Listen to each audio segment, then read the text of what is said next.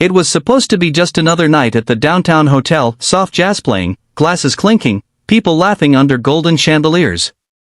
But behind the marble walls of the restroom, a woman's terrified voice echoed softly, pleading for help that no one could hear. And then, by pure accident, a single dad named Mark, exhausted from his double shift, walked into that same hallway, at the worst possible moment. What he saw next would change 3 lives forever. Hey everyone, welcome back to Kindness Chronicles, where real stories remind us that goodness still exists, even in the darkest corners. If you believe in the power of kindness, don't forget to like this video, subscribe, and share your thoughts in the comments below.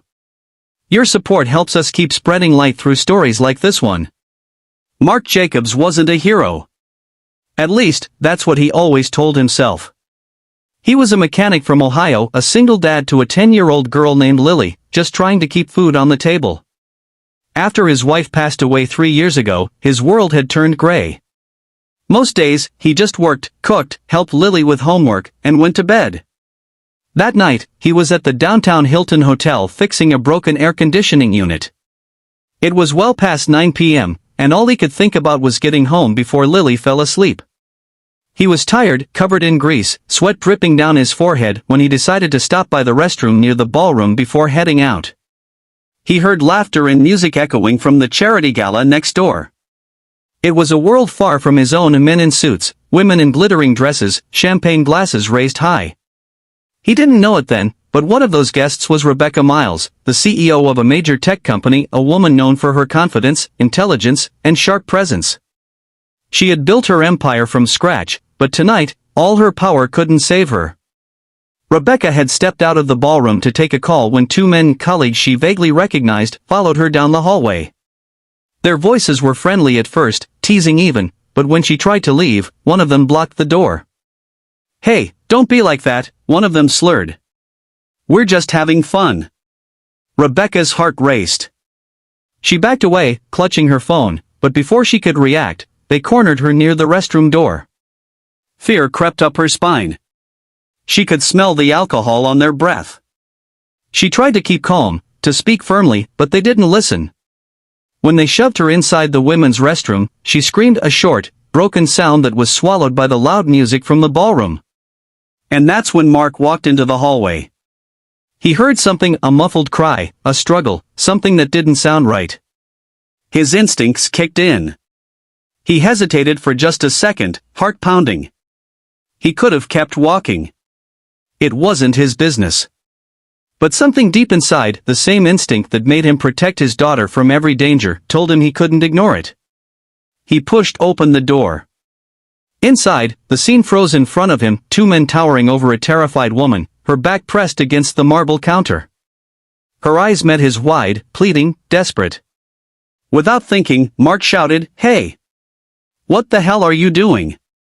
The men spun around, startled. "Mind your business, man," one growled. But Mark stepped forward, adrenaline surging. "She said no." "You heard her." One of the men, clearly drunk, tried to shove him, but Mark blocked his arm and pushed him back hard. "Get out before I call the cops," he said, his voice shaking but firm. The taller man hesitated. Maybe it was the look in Mark's eyes, or maybe they realized this was no longer a private moment. They cursed under their breath and stormed out. For a second, silence filled the air. Rebecca's hands trembled as she adjusted her dress. Her eyes welled with tears she had fought to hold back. Mark looked away, giving her space. "You okay, ma'am?" he asked softly. She nodded, trying to steady her breathing. "Thank you. I didn't think anyone would hear." He smiled faintly. "Guess I was in the right place at the wrong time." Rebecca almost laughed through her tears. "No," she whispered, "the right place, at the right time." A few minutes later, hotel security arrived. The 2 men were detained, and the police were called. Rebecca gave her statement, still shaken but grateful beyond words. Mark quietly waited outside, not wanting to make a scene. When the officers left, Rebecca approached him again. "You saved me," she said. Mark shrugged. Anyone would have done the same. But they both knew that wasn't true.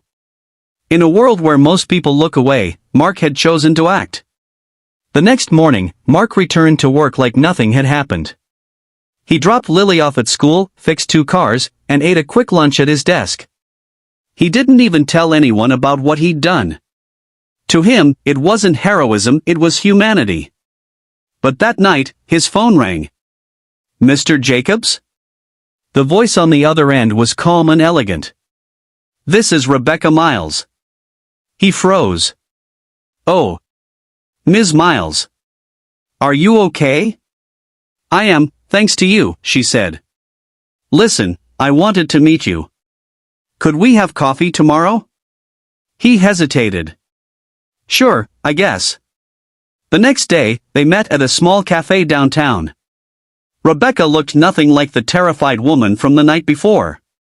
She was poised, confident again, but her eyes softened when she saw him. "You didn't just help me," she said. "You reminded me that there are still good people out there. I've spent years building a company, chasing success, but I forgot what really matters: kindness, courage, doing the right thing." Mark smiled humbly. "I just did what anyone should." Rebecca paused. "Then I wish more people were like you." She reached into her bag and handed him a card. "If you ever need anything, a job, a recommendation, a favor, you call me." "I mean that." He didn't know what to say. He thanked her and left, not realizing that moment would soon change his life again. 2 months later, the auto shop Mark worked for closed down. The owner retired suddenly, and Mark found himself without income. Bills piled up. He tried everything: freelance repairs, odd jobs, anything to keep the lights on for Lily. Then one morning, his phone buzzed. It was an unknown number. "Mr. Jacobs, this is Rebecca Miles. I heard about your situation," she said. "Come to my office." When he arrived, her assistant led him into a glass-walled conference room overlooking the city skyline. Rebecca greeted him with a warm smile. "I told you, if you ever needed anything, I'd be there," she said. "My company is opening a new division for automotive innovation. We need someone practical, hands-on, who understands real people. I want you to lead that team." Mark blinked, stunned. "Me? But I'm not an engineer. I'm just a mechanic." Rebecca smiled. "You're more than that. You're someone who acts when it matters. That's the kind of person I trust to build something real." Tears welled up in his eyes. "I don't know what to say." "Say yes," she replied softly. And he did. Months later, Mark was thriving, leading a small team, designing new systems, and finally giving Lily the life she deserved. But more than success, what stayed with him was the simple truth that one moment of courage had changed everything. Rebecca often told her board the story not about the night in the restroom, but about the man who walked in and reminded her that kindness is not weakness. It's strength in its purest form.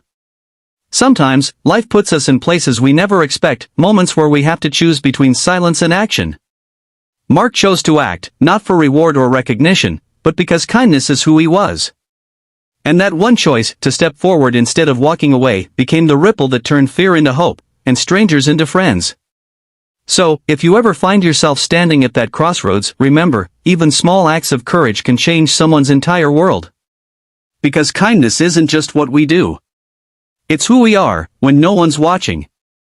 If this story moved you, don't forget to hit that like button, subscribe to Kindness Chronicles, and share this video with someone who needs a reminder that heroes still walk among us, quietly, kindly, and often, at just the right moment.